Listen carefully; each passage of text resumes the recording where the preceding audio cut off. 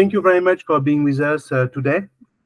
I'm very happy. So, by the way, I will have 3 of my students and colleagues, because Amine works with MBA Center. Nama is the director of MBA Center Pune, and he has just been accepted to LBS.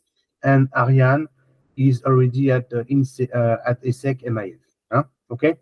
So you, Amine, you're the only one who is studying in France because you study at Neoma, which is okay, and before joining EDHEC.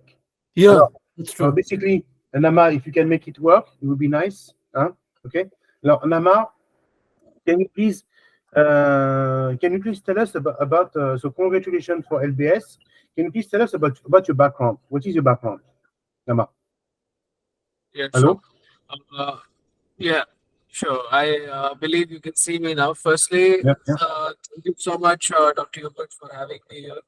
And I belong to Pune. It is a city in India. It is known as the Oxford of the East. So I graduated from Symbiosis School of Economics. I completed my Bachelor's of Science and Economics honors. And subsequently, I started working with the MBA Center. MBA Center has given me nothing but Your an camera, exposure to please. global world. Nama, camera, please. Your camera, please. Nama, your camera. Okay. It has given me nothing but an exposure to the global world. Now, when I see this exposure helping me, it helped me to get an admit at LBS, wherein I spoke about my journey with the MBA Center and how I developed my Okay, yeah, personality. We'll come back to that. Nama, we'll come back to that. Alors, can you leave your camera on, Nama? Can you leave your camera on? Alors, basically, Yeah. so to give you an idea, so all the students that you have here, basically have taken, except for Amine, they have taken a year off after the bachelor to work, and have decided to go for a master's after that. Alors, there are some students that I don't know, but who may have a question. Okay. Alors, maybe Zina, I think that you invited us, Zina. So, Zina, you have a question for us before we start? What question have you got for us, Zina? Hello? I think that you want to start in 25, but I'm sure that you have a question for us. Hello? Hello? Zina? She left. Hello? There's Pierre, for instance, Pierre and James. Pierre, you have a question to ask us before we start? Hello? Not especially. Yeah, not especially. Alors, maybe Raoul Chavan, you have a question to ask us before we start? Hello? Hello. Yeah. So do you have a question to ask us about masters, about everything? Hello? Yes, sir. I have one question to ask. So Yeah. regarding my application, so how to curate an ideal application while writing an essays or LOR? So I have given the list by Dr. Hubert. So I will follow it thoroughly, but at certain extent we need to have some creativity in each application. So how to build that creativity in our application? Yeah, it's true. Alors, basically, as you know, when you work with MBA Center, we have a full team, dedicated team of 6 people who spend their day writing and rewriting application. Okay. Alors, basically, so what makes you mean about the essays, I guess? So what makes the essays stand out? Alors, first of all, you have to first you have to position yourself. You have to explain to yourself who you are, what you have achieved, and what you want to show. Okay. So for instance, in the case of Nama, can you put your camera on, please? Okay. So in the case of Nama, for instance, we insisted on the fact that Nama is an entrepreneur. Okay, so that's something that we like. So he comes from a small city, he's an entrepreneur. Amine, we explain that Amine is very international and he wants to work abroad. Okay, so Nama is an entrepreneur. Amine is an international student. So basically, you all have your unique value proposition. Okay. And then you answer the question, and you have to be, of course, extremely creative and take into account how can I say, and take into and take into account the full dimension of the of the application. Okay, but we believe that it is quite complicated. That's why we write it for you. We believe that now it has to be extremely professional, and that's why we write it for you. So we're going to spend time with you. We're going to together draft the outline, and then once we have an outline, we write it from scratch. Okay, so don't worry. That's something that we'll do with you. Basically, Yes. maybe that's something that you have to say to yourself. Who can apply? What are schools looking for? And how can I stand out? Basically, as you know, the first criteria for schools is the academic. So basically, your degree, your grade, your GMAT or your GRE. Okay. Of course, on the degree and on the grade, since you will graduate now in 6 months, there is very little that we can do. So now we can improve your application through a good GMAT or through a good GRE. The second thing that school will have a look at, they will have a look at your professional experience or the interest that you have for a career and how credible you are. Yeah, that's the second thing. So, for instance, I was talking to one of the test prep we work with in Paris, and I was saying that there's a girl who wants to do an MIF, so Master in Finance at HEC, and she has no experience in finance. Okay, it's very unlikely that HEC Master in Finance will take her. Okay, basically you have to be credible. You need to be in line with what you want to do. The third thing is international exposure. Of course, schools are looking for students who are international. So in the case of Nama, maybe because he works for MBA Center, he had a sort of asset, but he's not very international. Amine is much more international because Amine comes from Tunisia. He has studied in Neoma, and he has been a bit all over. And the fourth thing is leadership abilities. So they want to see if you have a leadership. Okay, so they will test that through student activities, mainly entrepreneurship, student activities, ability to contribute, and finally, right fit with the school. Okay, so that's basically the thing that they consider. So, but now all that being said, how can you improve? How can you be a good applicant today, knowing that most of you are going to send the application between now and let's say March? Well, improve the GMAT, work on the application, contact the schools, develop your network. Voilà. That's basically what I would advise you to do. That's the only 3 things that you can do so far if you apply in the next 2 to 3 months. Voilà. Alors, so Zina left the meeting. So Kartike, you have a question for us, Kartike? Hello? No, sir. No, sir. You have no question for us?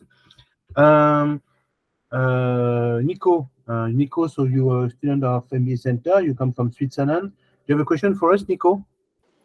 Hello? Yes. Hi, everyone. Yeah. Hello. I do have a question regarding the interview process. Like, what type of question did they ask, and how did you prepare? And what was your feeling during the interview process, and how can we like best prepare? Okay. Alors, Nama, what it is like when you apply to INSEAD?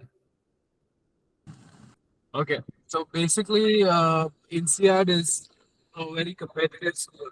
Now, when you apply to INSEAD, you need to look upon your firstly your scores. Can you put Secondly, your camera, Nama? Can you put your camera? Yeah. no, I don't think I can put on my camera. The network is not stable here. Let me just continue with my answer. Second thing, what I was talking about was your work experience that really matters.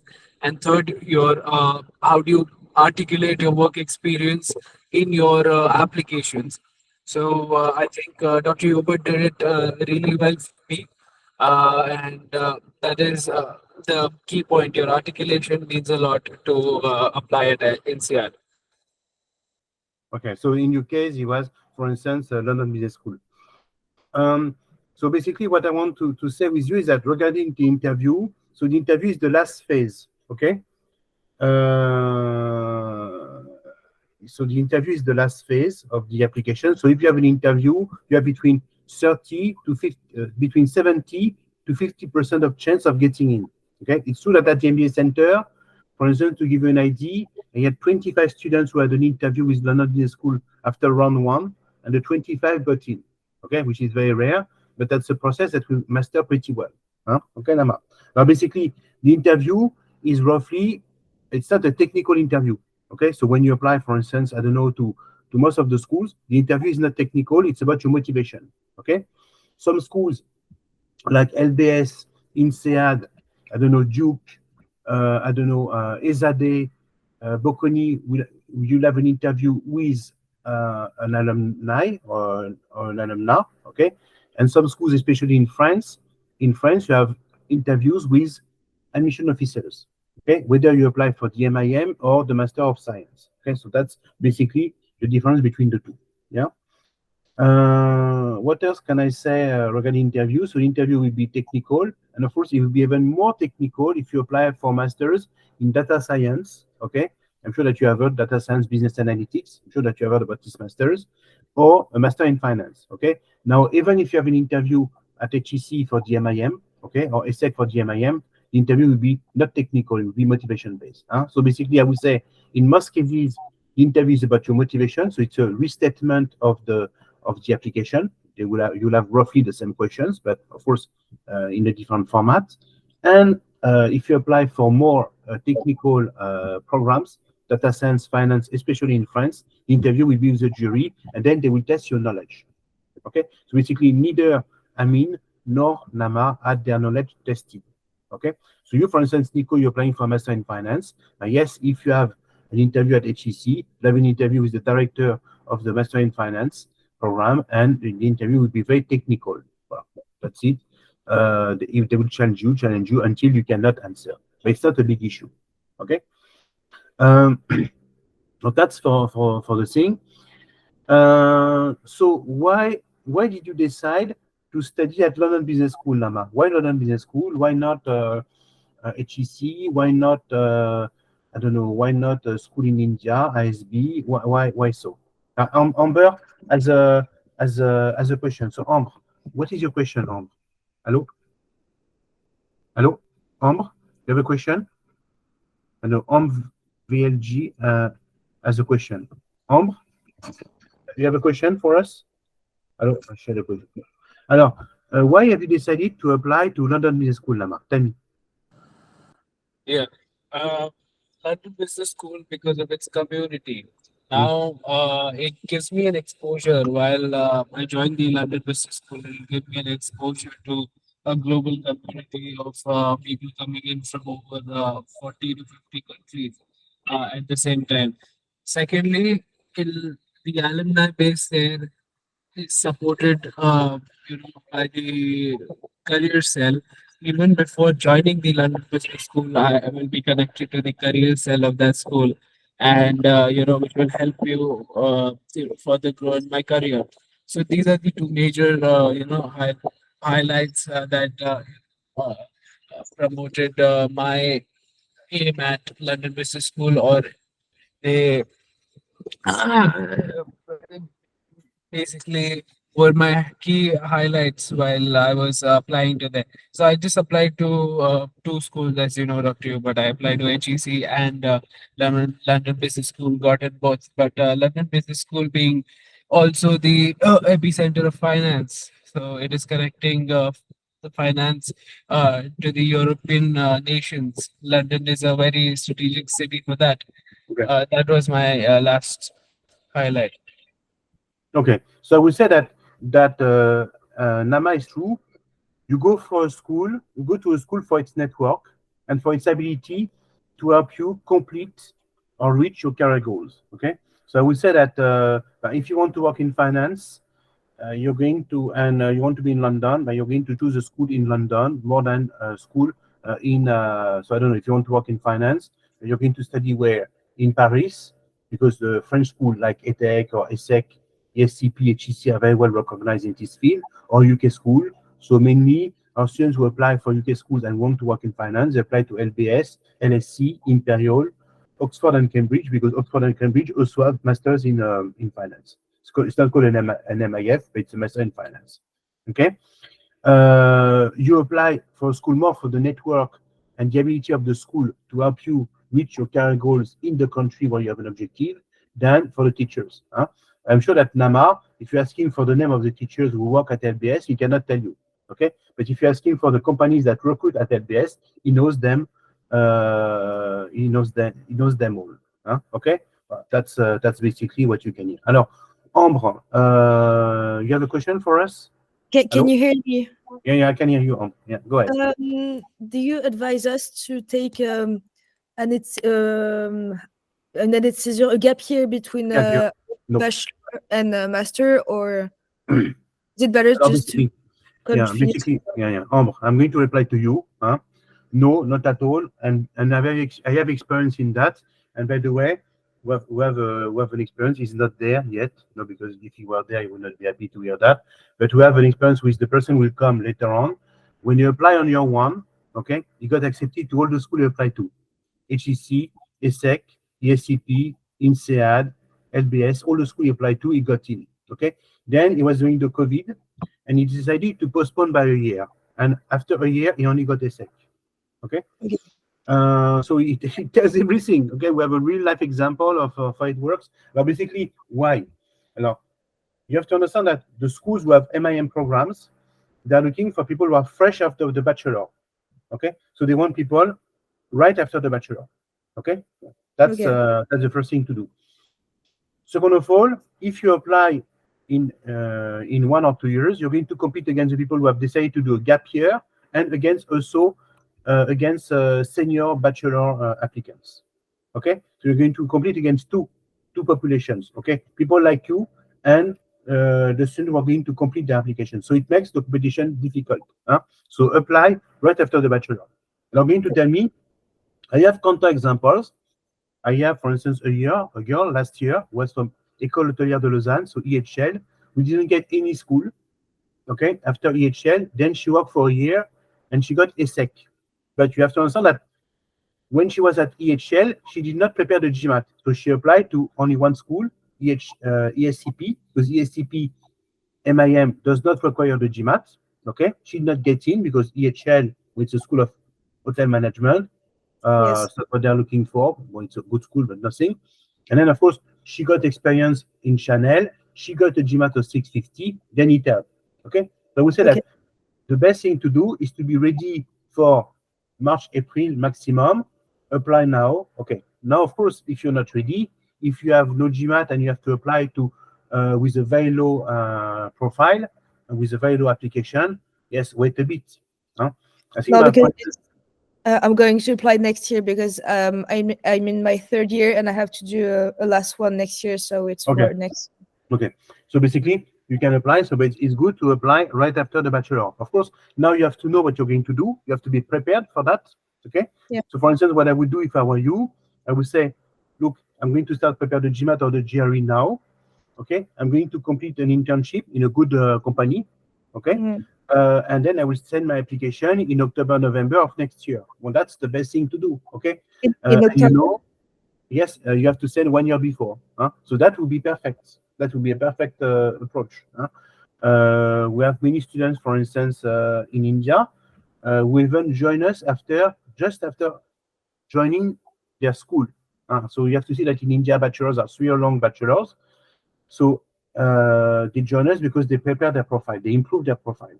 So I would say that if you start early, you can not only prepare the GMAT, the application, but also improve the profile. So the way you could improve your profile in your case would be to say, I want to work, I don't know, in luxury brand management. I'm going to do an internship at LVMH, Chanel, or Kering.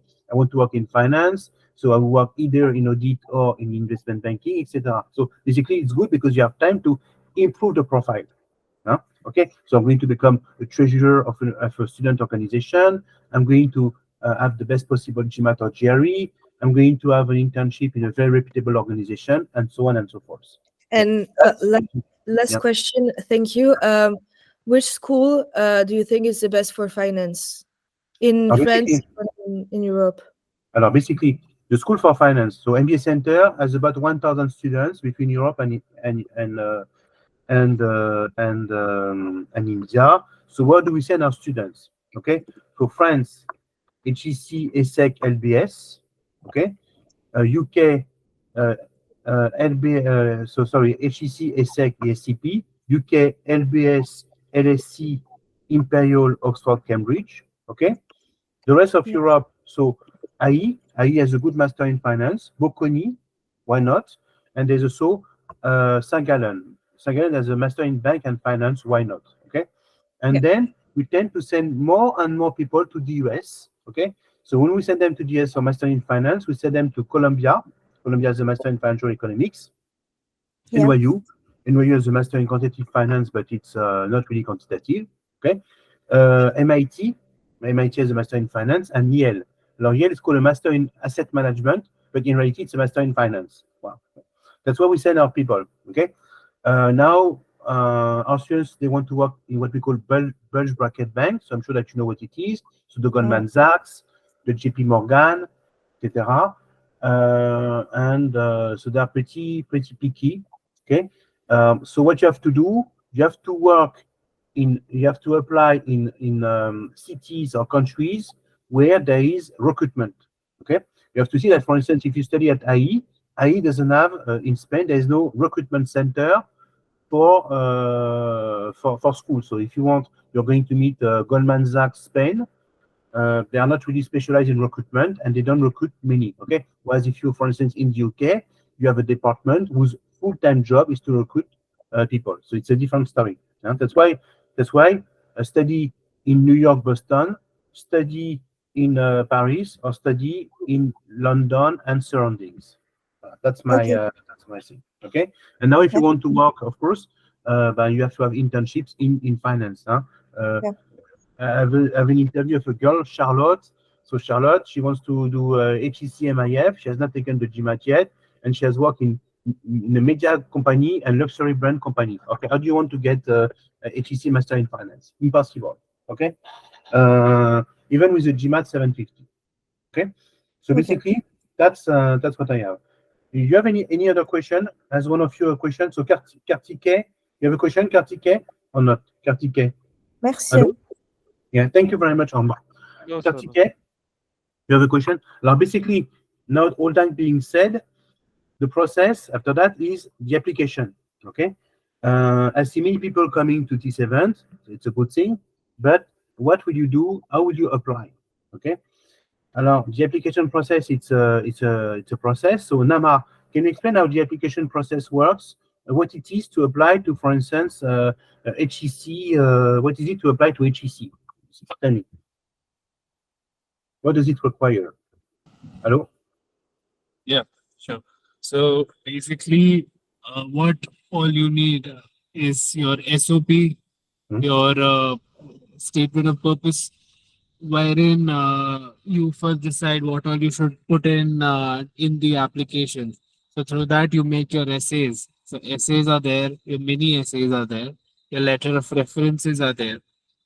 Then comes in your CV. So CV, basically it is a one-pager CV which an MIM aspirant should upload.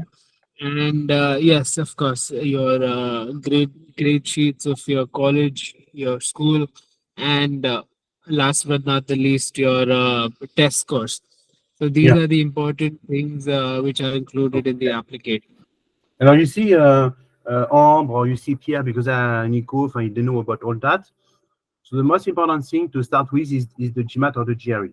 Huh? So basically, you have to see that schools, they will accept both. Alors, in France, they also accept the TAJMAJ, but I really advise you to consider the GMAT and the GRE, okay? So that you have a test that is accepted in the US, all over Europe, even in Asia, if you want. We have many students, for instance, who study in Singapore, at NTU, NUS. They have very good programs. So first thing is the GMAT. I would say, the GMAT has changed, but let's take the old format. I would say that you need at least 660, 680 to be competitive. You agree, Amine? At least 660, 680 to be competitive. Yeah. Of course, if you apply to top US Masters in Finance, MIT, Columbia, 720, 730 is the minimum, okay? And once you have the GMAT, we'll have a pretty good idea of where you want to stand. So, for instance, imagine that you want to work with us, Ambre. We say, okay, let's take the GMAT. By May, June, you'll have you'll have your GMAT score, and we decide where you apply. Of course, those who are going to apply to graduate in 24, they don't have time to do the two alternatively. We'll have to do the GMAT and the application at the same time. Okay. Now we have a pretty good idea of what an ESSEC BBA student, EDHEC BBA student can reach. Huh? So basically, the most important thing is the GMAT. For instance, Nama, he took the GRE and he got a 335. So 335 GRE is like a 780 GMAT. So I knew that when he gave me his score, I knew that we'll do very well. Okay. Well, for instance, Nico is here. So Nico is still preparing the GMAT, and Nico has not sent his application yet because he has not reached the score that he wants. So can you tell us, Nico, what it is GMAT, and why is it the most important part of the application in reality? Nico? Yes. Well, as you said, the GMAT is like the most well recognized by all the schools, and it's a way for them to just filter out a lot of applicants. So it's really you really need to have a good score on the GMAT to have a decent shot at all the best schools, in my opinion. Yeah. So yeah, because you have to understand that basically most of you have a very comparable profile. You agree? I don't want to be rude, but most your profile to all of you are pretty similar. Okay. For instance, if I have a look at I don't know, Pierre or Ambre or Raoul or Nico, we have all been you have a bachelor, probably you have internships, you have some leadership activities through the student organizations. Basically, you have been abroad, so your profiles are pretty similar. Of course, the grade may be different, but they don't vary that much. So how can you distinguish students when you have thousands and thousands applying? But you ask for their GMAT or their GRE score. It's people of course are a bit lazy, but it's a way for you to distinguish. Fortunately, it's not the same thing, but you have to reach a minimum to be competitive. Huh? Alors, Aryan has just arrived. Okay. Alors, Aryan is the guest star because he was supposed to be the only one today. So Aryan, if you can put the camera that people can see you. So Aryan is my colleague. Huh? Was my colleague before joining the ESSEC MIF program. So Aryan, so what is it to study at ESSEC, a Master of Finance at ESSEC? What is it? Well, so far, I mean, I've spent around this is the 4th month here, and so far it's been really, really good. I mean, I can say that it's the ideal program and the ideal business school. I say ideal because not only the curriculum aligns with the current IB and private equity industry demands, but also we have a very supportive career services team. Like before joining the school, this is something that I was skeptical about because, as an Indian to come to Europe, I mean, during such market conditions, it can be a little tough to to say to yourself that okay, I'll get a top job in IB or the PE industry at the end. But so far it's been really, really good. We have a really helpful career services team as well as a really helpful alumni setup. Yeah, so that's something very important. Now, same thing for you. If you decide to go abroad as a French person, in the UK, LBS will help you. If you study at NYU will help you to find a job either in France or in Europe or in the US. You have to see that it's one of the reasons why ESSEC or Wharton or National University of Singapore are so well ranked because their career services is really helpful. Okay. Now, how helpful is the career service, Aryan? Because now you're looking for a summer internship, Yeah. because you're completing your MIF in 2 years. So how does it work? Sorry to cut you off, but see, at ESSEC you have 2 entry points. You have the first entry point is the 2-year program, and I'm currently enrolled in the 2-year program. And there is a 1-year program. So the 2-year program is for people who've completed a 3-year undergrad degree, whereas the 1-year program is for people who've done a 4-year bachelor's. So how it works here is that if you are if your undergrad was 3 years, since you're enrolled in the 2-year program, so you are supposed to join the school in like the 3rd week of August. The first month is like really rigorous because you have your refreshers as well as core courses, and at the end of the by mid of September you're done with all your refresher exams as well as your core courses exam. So this is T0, and then there is T1. So right now I'm at the fag end of T1. I'll be having my exams in December, and then I'm expected to do an off-cycle internship of 6 months in between January and August. So with the internship, I'll conclude my M1, which is the first year, and then I'll move on to the second year. So for people who are in the 1-year program, you are not supposed to look for an off cycle. You're supposed to look for a summer internship, which eventually, results in your full-time job. So yeah, I mean, this is how it is structured. So if you are in the 2 years program, you first have to look for an off cycle starting January or starting March, and then work for 6 months, come back to the school again, join your classmates for your M2, which is the second year. And then at the end of M2, you're supposed to do a summer internship. So that's how it works. Okay, so you understand how all that works now? Okay. Alors, basically, I don't know, there is Raoul. So I don't know, Ambre, you have a question because Ambre, you want to do a master Yes. in finance as well. So I'm sure that ESSEC is one of your target schools. So tell me, Ambre, what question do you have for an ESSEC MIF student, Ambre? Hello? Aryan, so I am currently looking for MIM in ESSEC. So I have done my graduation as majors as information technology, 4 years degree from Pune. Okay. So I'm currently planning for 3 years, like 1 year gap year and then 2 years. Okay, so that's what you want to do. So is it something that you advise, Aryan? Is it something that you advise? No, before I jump onto the advice part, Rahul, I need a bit more clarity on your profile. So I just have one question for you. So are you currently studying or you're done studying? No, I have done studying. I'm currently working as business analyst. Okay, and you want to have like 1 year of work ex before joining ESSEC, right? So currently I have 7 months of work ex. Okay, and when are you planning on applying to the school? Like in which round? Second round 2. Okay. Hopefully. You have your GMAT, by the way, Rahul? Or you have, yes, you're going to take the GRE soon. Yeah, I forgot. No, my GRE, first GRE I gave, it was 322. Second GRE 317, and tomorrow is my third GRE. Currently, my mock score is... You expect to get a 330, huh? Yeah? 330, yes. My mock is 332.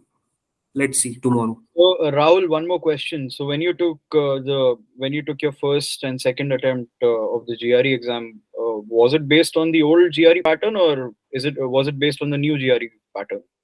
First was old GRE pattern. Second was new GRE pattern. Okay. So your question is if you can like work for 1 year and then join a 2-year MIM program, if I'm not wrong. Right. Exactly. But you want to take a gap year between M1 and M2. You don't want to take a gap year before starting the master. You want to take the gap year between M1 and M2. No. So okay, Rahul, I have understood your point. So yeah, I mean, see, with 1 year of work ex or a little over 1 year of work ex, you can definitely apply. And I think by the time you start school, you said you have like 7 months of work ex. I think you'll have another 7-8 months of work ex by then. So I mean, that is ideal for an MIM or any irrespective of the course, it's fine for you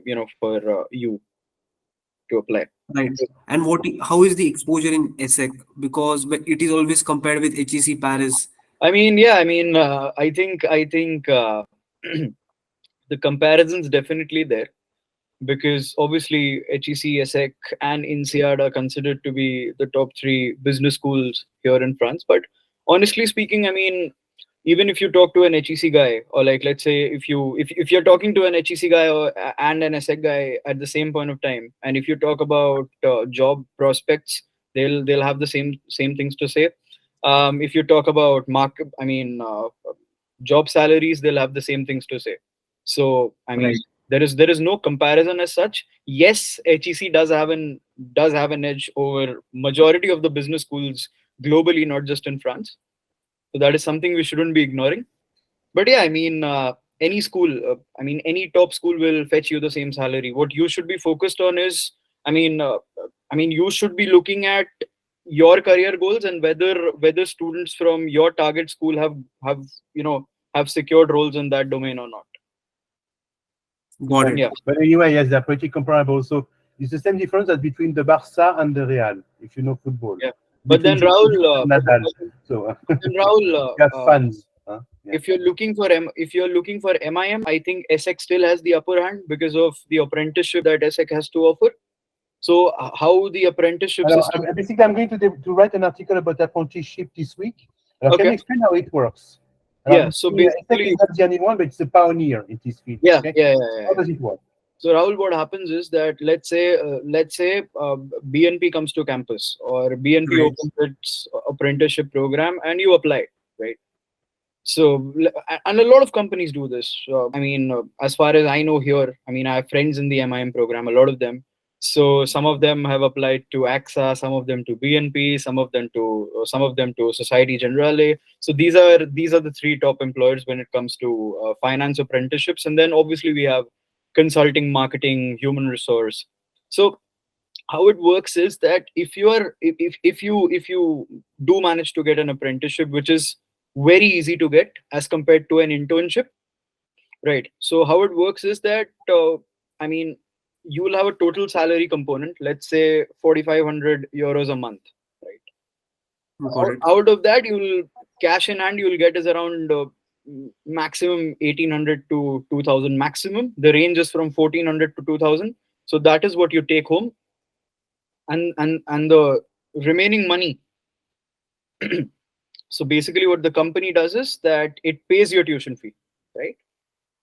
Okay. It pays your tuition fee. So apprenticeship contracts are like 6 months, 12 months, and 24 months. So majority of the students look for a 12-month contract because 1 year of work ex, is ideal for you.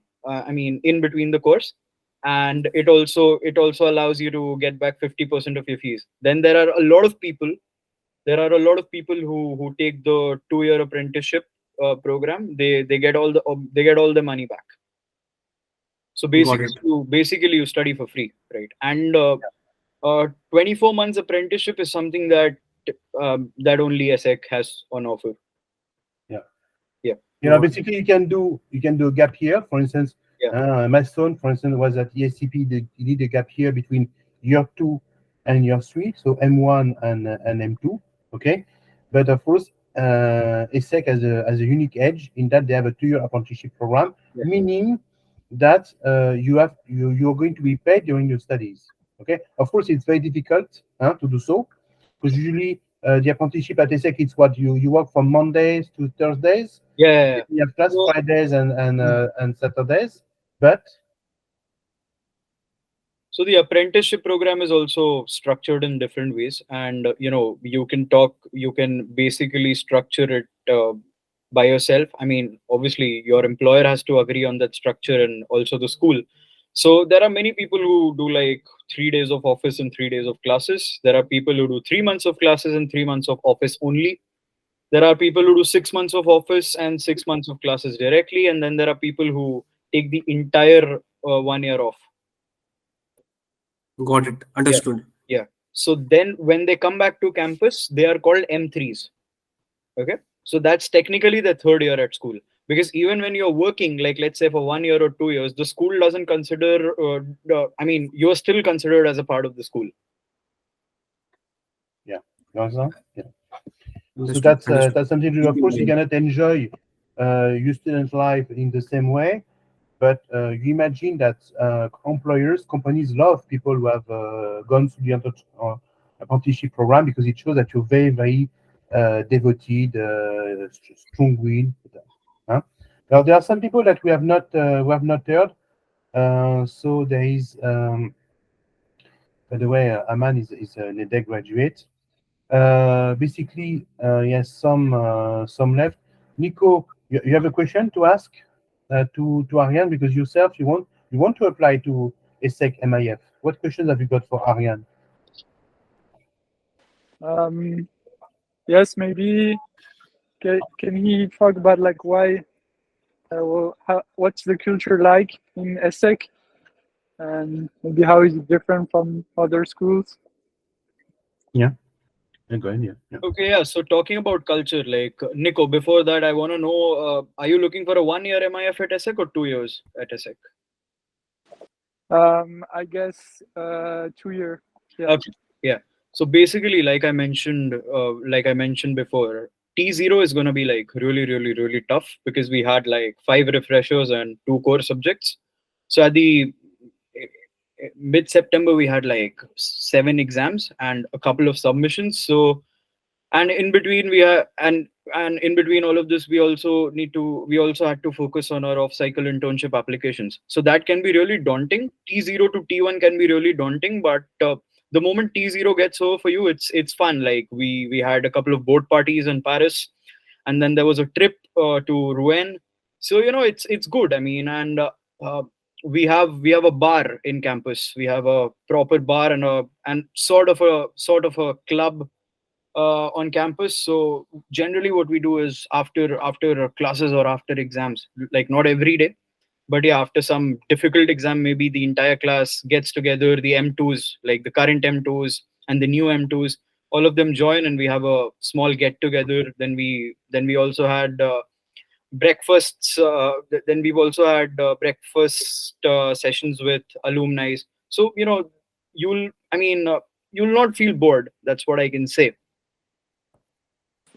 And I would say that the culture is a bit different because yesterday, 2 days ago, we had Sami.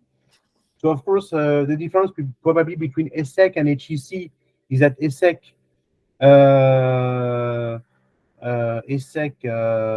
has a campus, but it's a different campus. For instance, we know that HEC, they have a huge park, so basically people enjoy their social life very differently.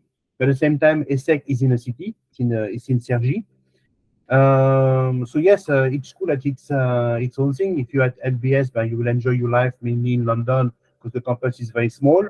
At ESSEC, you have more space, much more space. You're also in a city. You can go to Paris, so it's a very different life. Huh? So what is the philosophy like at ESSEC? So what is the philosophy like? Tell me. The philosophy of teaching, the approach of people. Tell me. So I mean, teaching, like I mentioned in my last answer as well, that the syllabus initially looked very daunting before I arrived here, and I was just praying to God that I clear all my refresher exams and also the core courses. But the teachers are quite good, and basically, you'll not get to know the amount of material you're covering in the amount of time that you have. So they'll still teach you everything. They'll not leave out anything, any important thing. So I mean, when the exam comes finally, I mean, you'll not be unprepared. So you'll be raring to go. So yeah, I mean, and when it comes to teaching again, they use a lot of practical stuff. So for sure there'll be no bookish stuff, and there'll be stuff you can relate to. Like Nico has expressed a strong interest in studying finance. So Nico, you'll be talking about deals in class. You'll be talking about recent deals, old deals. So whatever they teach is not bookish at all. It is very relevant in today's context, and things they teach will be very helpful for you to ace the interviews. You see, voilà. So that's the way it is. Alors, basically, so we have covered quite a lot. So I mean, you didn't talk as well. So I mean, what is life like at EDHEC? Because I mean, he's not an EDHEC BBA student at DIC. I mean, he's a so how does it work, the master at EDHEC? I mean. Sure. So I'll start by emphasizing that, yeah, my master's isn't like a master's in management, which is like known in France as like a programme grande école. Yeah. So it's a different one. Some students with me were previously enrolled in like a programme grande école, and yeah, decided to finish like their degree with like a Master of Science, because this is also possible to do. So yeah, the main course in my schedule is like leadership theory. It's very similar to like organizational behavior. I do not know whether some students had taken this course during their undergrad. Some of students here. Okay, that's what you do. Yeah. And yeah, I feel that's it's my first year at EDHEC. I am getting my bearings, but still I do have the feeling there that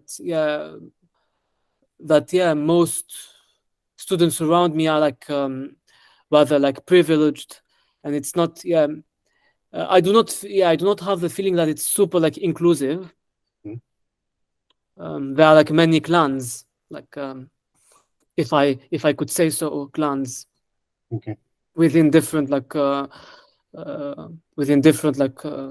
specializations, yeah, lots of clans. So you find that you're not integrated. Nama, are you already in contact with future LBS MIM students? So I think that they have offered you to join some type of groups. No, Nama? Hello? Yes. So basically, what LBS is designed for us is a meet group. So there is an application which has been founded by an LBS alumni itself. So there's a company called as Meet. So every business school they cater to, they've connected us with certain communities at LBS. So yes, I'm actually connecting with people in there. Okay, so that's the thing. Tell me, Aryan, is it the same at EDHEC? Do you feel that there's a clan, or do you feel that the people between M1, M2, different masters, they hang together? You have been that you have GMIF on one side, GMIN on the other side, the specialized master on the others, that the Indians do not mix with European. Is it like that at ESSEC? I don't think so, no? No, You melt, no? It's a melting pot, no? It's definitely not like that here, because there are a lot of student associations and organizations that organize dinners. They organize parties. So it's a good place to meet and network with current students, old students, irrespective of the courses that they are doing or they have done. And on top of that, we also have a lot of seminars. Like we had sustainability management seminars with current and former sustainability management students.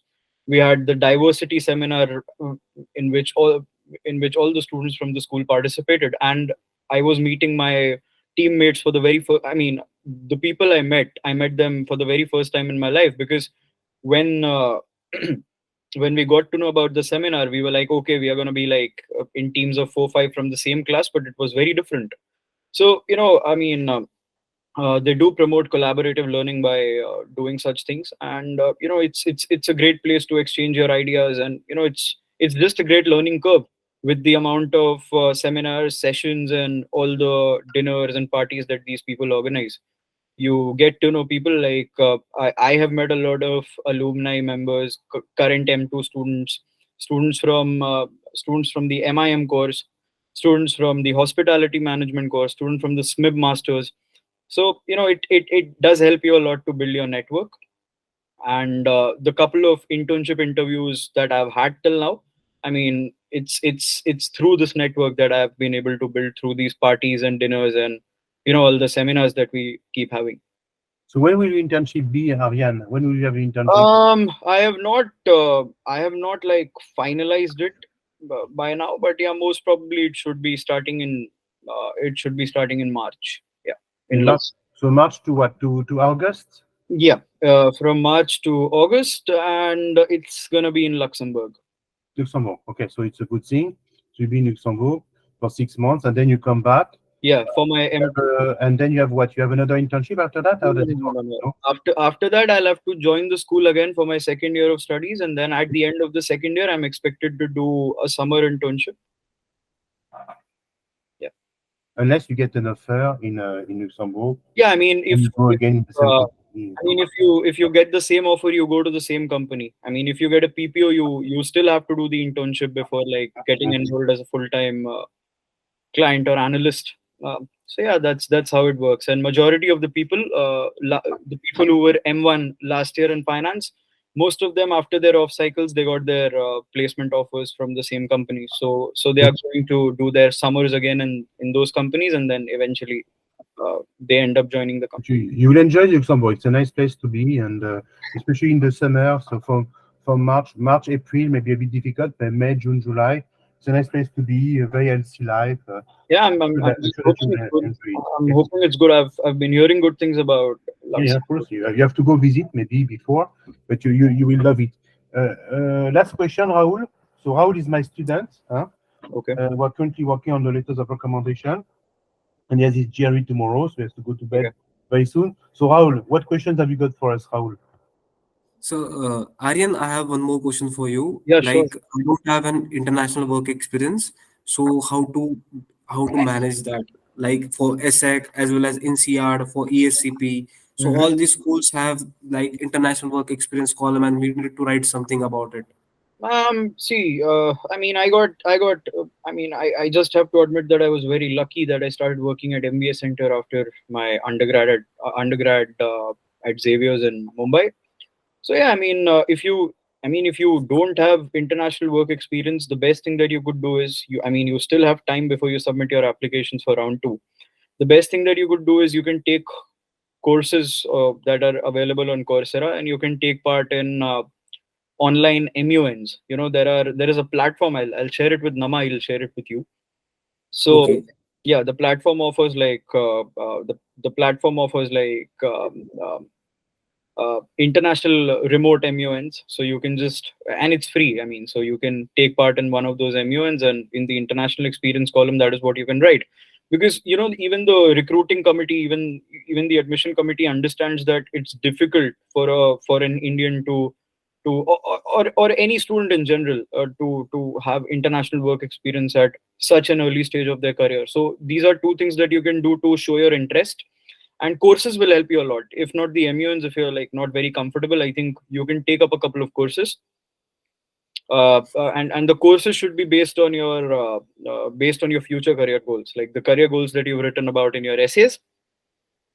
So you can take some of those courses, and you can easily write about those courses and convince the admission committee that what I'm taking these courses because eventually I need to understand, I need to dwell into an environment which is going to be new for me, and it's going to be very, very clinical for me going forward. This is the least I can do to fulfill the international experience needs, given that I'm based in India and I'm already working. So it should work for you. Yeah, you agree? And what do you mean by MUNs? MUNs are MUN. It stands for Model United Nations. So I mean, it's just a discussion panel with a couple of people that talk about global issues and stuff like that. And you just have to take part in them. I mean, you don't have to like be the best speaker of that event. If you are, that's well and good. Even if you're not, I mean, nothing to worry about, because you just have to do it to convince the admission committee that you have relevant international exposure. Got it. Yeah. Got it. Well, basically, that's so we know that's something that we have done quite a lot with Aryan. We used to tour last year. We toured all last year in India. So I will tell you, I will explain to you how to have more international experience being in India and not being able to move from India. But there are ways of doing so. No, there are a lot of ways. Like I also did a summer school at HEC, and I did it in 2021. Travel was still banned, and I did it in the online mode, but it still counts as international experience. I mean, it's not your fault that the school is conducting it in the virtual mode, right? You applied, you got in, you took part. So even the admission committee understands. So if they can accept a virtual summer school, they can easily accept online courses, because now you don't have the time and the luxury to do a summer school, right? Because you have to apply next month. Right. Yeah, no, but there are ways of doing. So you're going to learn a foreign language, foreign language. You can go on Coursera. You can take courses from international universities. There are ways of doing so. Okay. So yes, it's that I will tell you. So basically, I would like to end up it here, because we said that we finish at 8. Alors, basically, thank you very much, Amine, Aryan, and Namab. I was explaining, by the way, in my post, that I'm very lucky that I have colleagues who are at EDHEC, ESSEC, and LBS. Okay, and I'm not sure that top 1% are such bright people. Okay, so basically, it's something we can be proud of. Maybe Namad, you want to give a final, and then what are the secrets to get the top MIM, Nama? Hello, Nama, he left. Yeah. Yes, So what are the yes. secrets? Yeah. Yeah. Could you please repeat yourself, Dr. Hubert? So yeah. What are the secrets to get the top MIM? Okay. So my first secret would be working with you. That's my first secret. Second was a very strong test score that is going to keep yourself apart. Like, it will really help you differentiate from all the normal aspirants. And third is definitely your applications which you guide and support through. So yes, these are the basic things which can get you a good college and make you excel in your life. Thank you so much. Before we leave, does anyone have any other question? I think that they have asked that question. Yeah. Yes, they're pretty shy. They're pretty shy. Yeah. Rahul? Yes, Rahul, please. Aryan, I would like to have some of your colleagues who are currently studying MIM in ESSEC, so that will give me good insight for my application. Yeah, sure. So you can do one thing. You can take my number from Nama. You can reach out to me, and I can help you. I'll help you in connecting with some of the current MIM students and some former MIM students too, because I have Aryan's number as well. Yeah, so you can take it from. But the first step, I will get a good GRE. Let's finalize the application, and then connect with Aryan. We're not there yet, by the way. Rahul, I'm sorry to cut you off, Dr. Hubert. Rahul, what was your undergrad GPA? 9.11. 9.11, 9.11, 322 GRE, and where are you currently working? Mumbai, Open Secret in Andheri. Okay, and what is the role? Business analyst. I mean, I don't think it should be very difficult for you with this kind of a profile. 322. So, I mean, I'm hoping that you do well tomorrow. But even if there is a mix-up, there is nothing to worry about. Because last year, I remember when I was also applying, there were students at MBA Center. I mean, who are current students at ESSEC. They got in with 317, 318. So as long as you have a well-balanced and a well-rounded profile and you're talking to the right people, you'll get in. So I have one more suggestion for you. I'll put you in touch with ESSEC India's recruitment manager. So all the questions. So all the questions that you asked me, you can ask all the questions to her as well. I mean, just to show your interest. This is just an advice. Right. Yeah. By the way, what is the percentage of Indian students at the ESSEC now? Because I think that there are quite a lot. MIM, if I talk about MIF, I am the only Indian in my class in the first year, and in the second year we have like 2 Indians. In the that's not a lot. So MIF, you're pretty scared. MIF at ESSEC, for anyone who's planning to join the MIF cohort, let me tell you, it's one hell of a ride. Even not just until you get in.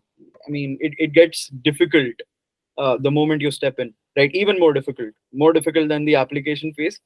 MIM, I still feel is a bit more relaxed in terms of the schedule and the amount of opportunities that you guys have. Like, we are not allowed to do apprenticeships, although we have like 12 months of internship in a 24 months course. So that is still the same. But MIM, you can customize your degree the way you want to customize it. And as far as to address your question, Dr. Hubert, as far as the percentage of Indians in MIM is concerned, I think it is around 45 to 50% of Indian students. 45 to 50% are Indians. Easily. MIM, you'll feel like you'll genuinely feel like you feel like in Saint Xavier. You feel like in Saint Xavier when you're. I'm not you feel like in Symbiosis. So we recently had a Diwali party on the 12th of November in the campus, and the entire amphitheater, I mean, it holds close to like 2,000 student people easily. I mean, it was half full, and it was full of Indians. I mean, you can imagine Diwali. There were a couple of like, I took some of my European friends, got them dressed up in Indian traditionals, and I took them to the party. But yeah, majority of the people were like around 600-700 of them were Indians. So you can understand the amount of Indians that we have here. Yeah, quite a lot. Yeah. So, I think that for at LBS it's not bad as well, huh, Nama? At LBS you have quite a lot of Indians. How many Indian names have you noticed when you have applied? How many have you? 20% easily, huh? Well, we're close to 20%. No, Nama? Hello, Nama is not with us. Hello. Less than that. I think just like that, not more than 20 to 25 people as far as round one is concerned. Okay, it's quite a lot already. So, guys, I let you go now. Huh? Kartike, what is Kartike doing, by the way? What is Kartike doing? Is it Kartike from ESMT? Is it this one? No? Hello, Kartike? Yes, sir. Is it the Kartike? Are you Kartike from ESMT? Or this one? Is Kartike? Okay. No, so, I think he's from Pune. It's from Pune. It's another Kartike. So it's Kartike from Pune. But Kartike, hope that you be another one. Raoul, don't disappoint me tomorrow. I get a good GRE. I mean, it was nice to see you again. Huh? And we stay in contact. Okay. Okay, Sure. Sandeep, hope that it was useful. Huh? Thank you very much, guys. Bye-bye. Thank you. Bye-bye. Thank you. Bye-bye.